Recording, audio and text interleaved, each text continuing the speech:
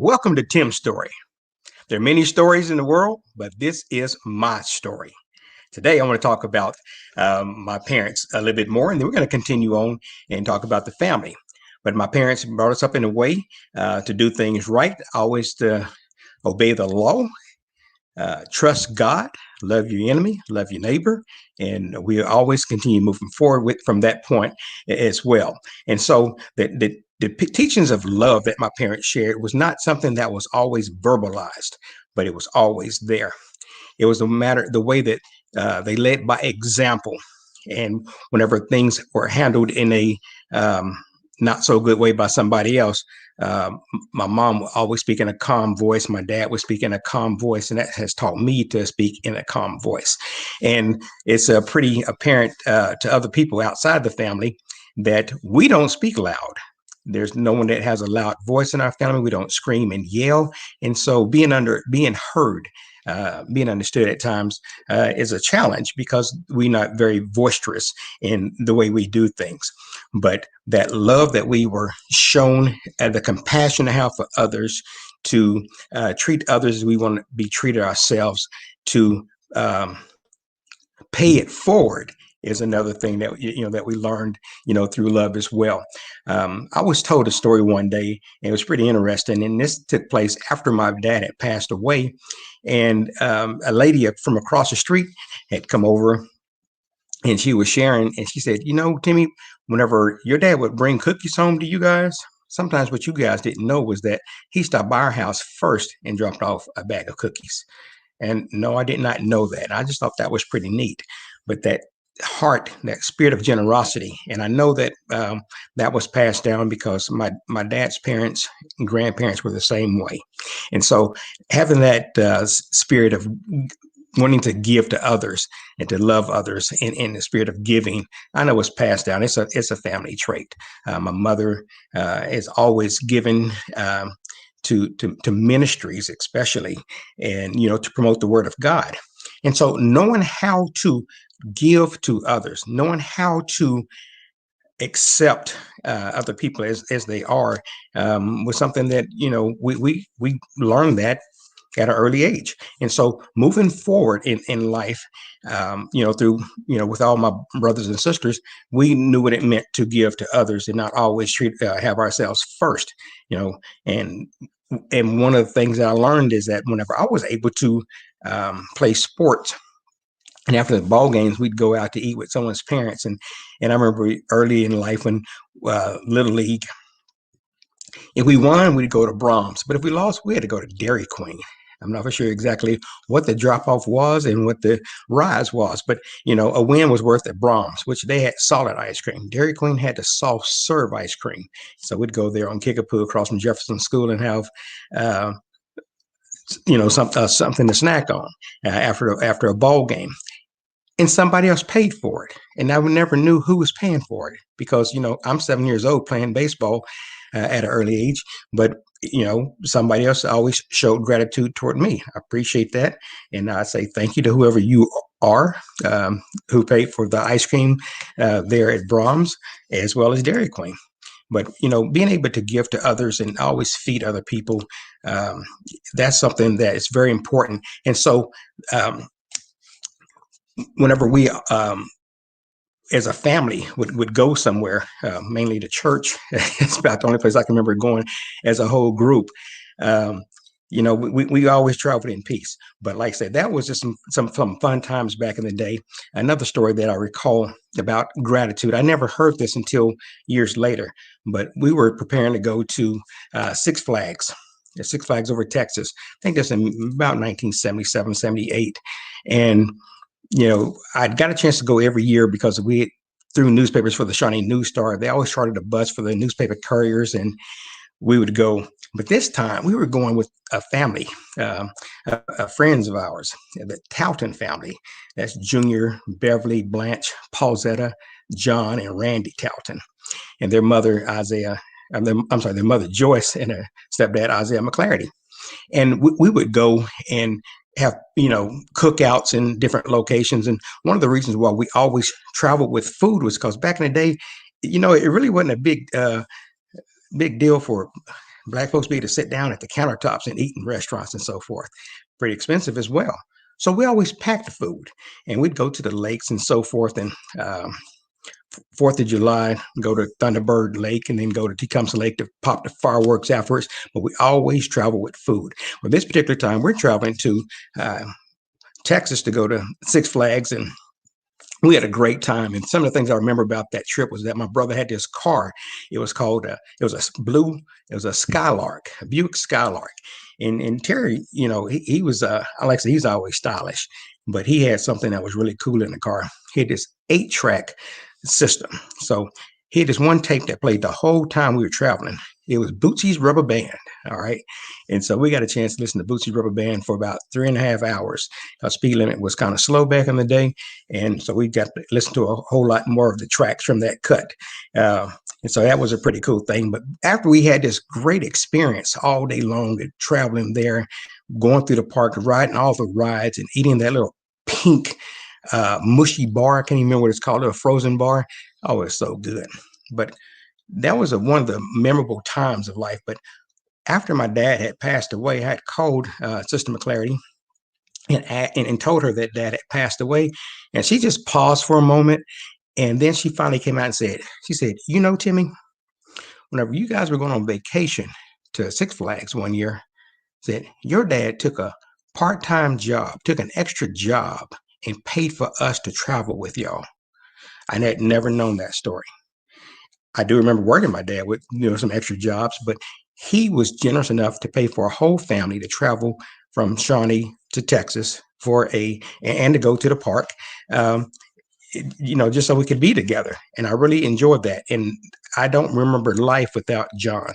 John is a close friend of mine. And we're the same age. We went to kindergarten together. Me and John Talton in the same class. I think Tim Gatewood was in that class, and Johnny Price. And it was really interesting, how we were brought up. But our family dynamics of the neighborhood, we were able to always have sporting events. So we'd go to a park across the street from the house, and there at the park, there's this open field to the south of the Washington School, and we just call it Black Man's Field. How did it get its name? I don't know. I have no clue. But we do know that there wasn't very many blacks living in that part of town at that time. But anyway, we'd go there and we'd play football and baseball. Of course, there was a basketball court that was there. But when we played, they had a backstop for baseball or softball. And we'd have family events and we'd go over and play. The Quailers would come, the Sumlins would come every now and then, the Wallace family, I guess it was Sammy, David Kahn, and Alan. That group down would show up. The Sumlins included Tisa Sumlin, Catherine Sumlin, Mayetta, Beverly, and their nephew, Kerry. Kerry Brandon was another one of my close friends I've never known life without. And we'd go down and play ball, and the Quailers would come, Robbie, Duffy, the whole family. Let's see who else, Margie. The whole group would come and play with us, along with brother Chuck and a cousin. Had a cousin by the name of Pete Daly. Little brother's name was Jamie. Well, we'd all get to that field and we just play baseball all day long and just having a good time. And what I remember about Junior Talton, whenever he got up to bat, everybody would just back up. He's a left-hand hitter. He'd hit that ball on top of the hill. It was always a home run. I think he may have hit one ball on the ground that I can recall, but I never wanted to be close to it. That brother could strike that ball. But the love that we shared with one another was really great. The whole neighborhood would come out and play eventually with us. And as time, as we got older, folks would show up. But I remember Blanche, of all people. Blanche could, she'd swing that bat and hit that ball plenty of distance. And so she was always, really good at playing sports, the whole family. And so, growing up at that time, it wasn't a lot of black people in our neighborhood. We understood what the rules were. Like I say, you always do what you're supposed to do. You don't go in anybody else's yard to get that ball.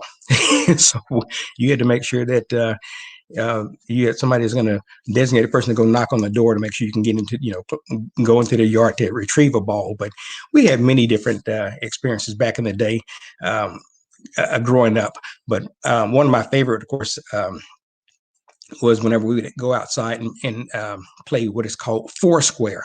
And we just getting right in the middle of the street and draw with some chalk on the street and have Foursquare. Now, if you remember the game Foursquare, you played it, you were good at it. Good. I wasn't really good at it. I didn't catch up to it. I wasn't as developed as some of the other older people were, but it was a lot of fun. Margie Quayler was one of the best players in the game, and she and Carlin posed that up. For whatever reason, they were just good at what they were doing. But as we just continued to, grow as a family, enjoy one another. Whenever we would travel to Spring Lake, that was a amusement park in Oklahoma City. That was off of Martin Luther King, just north between 36th and 50th Street. Wonderful time we'd have there, and we'd ride all the wonderful rides. The sky lift, I forgot what it was called, and you go over the little lake they had, little pond there, and you could see everything. And that taught me at that point that you could see things differently if you rise up. And so throughout life, I've noticed that as you change your attitude and you rise up, you see things differently. So if you don't see things in a very good way right now, you need to rise up in your attitude. And so going to churches on the highway, in other cities, that traveling, we was always with family. But Carla was right next to me, and for the longest period, it was just me, and I was the baby of the family. Philip is 9 years younger than I am, and so we would always have kind of our seating arrangements. But back in the day, we would put 7 people in a car with no seatbelt. How was that possible? I don't know. We did it. We survived. Seatbelts today are great. Lock your kids up. And so, it wasn't always that argument about who's sitting where and so forth until we'd go to church and we had to pick up Sister Chapman. And I'd be in the front seat, and Sister Chapman could not bend her knees, and she would squeeze me into my mom because I was in the middle in the front. She would squeeze me all the way over. I used to, I don't want to be squished. I don't want to be squished. But every single time it still happened, but it was okay. It was fine. But I really hated that particular moment there. And so the things that we grew up doing, moving when as time went on, and Gwen went to college. She went to Oklahoma State, and Ricky went to college. He went to school in Kansas, Baker University, I think it was, and played basketball on a scholarship. And then the following year, Terry went to Oklahoma State. But during this time, whenever Gwen first got there, she was good friends with the football team, football players. And so we had the tickets to the football games. So we'd go and watch games. And by this time, my little brother's born. And just to show you how strong the mind is, as we were traveling to a ball game one day while Terry was playing, Carla had been teaching Philip, and I'll participate as well. Carla and I both taught Philip that a horse was a cow, and I think a chicken was a pig, and we changed the animal names up. And as we would travel, and Philip would point out the window, and he would see something, and he would call the name, and he was always wrong. My dad kind of got curious about what was going on with that situation, and eventually, we had to let him know, because we had told him wrong what the animals were. But anyway, he got some things wrong when he started school. And eventually it came back to haunt us. And so make sure that you tell the truth. Train the kids right. But that was kind of a bad thing that we got busted for, but it happened. So, and of course, one day Philip saw these 2 cows that was in the field. There's a dairy farm on 177 going north. And Philip said, "Oh, look, Daddy." He said, "There's a cow giving them a piggyback ride." Well, we got a good kick out of that one, because cows don't give piggyback rides. But anyway, that's what he saw. That's what we talked about. But like I say, traveling on Saturday afternoons in the fall, in the mid 70s to early 80s, we went to Stillwater, watch football games. Good traveling time. A lot of people, a lot of fans that were there, and made a lot of good contacts. But the one thing that we always did, we presented ourselves, with a smile while we communicated with other people. That was always important to do. And so that love was always the thing that that kept us out of the situations, and it still keeps us that way today. So when you look at people, look at them in love, share with them, love them, and move forward. The things just happen great. Next week, we're going to talk more about what took place after 1976 and how things move forward, within our family as people start moving out and the more people to come in. But anyway, thank you for tuning in to Tim's Story. This has been a fun broadcast, and we look forward to seeing you next week. God bless you. See ya.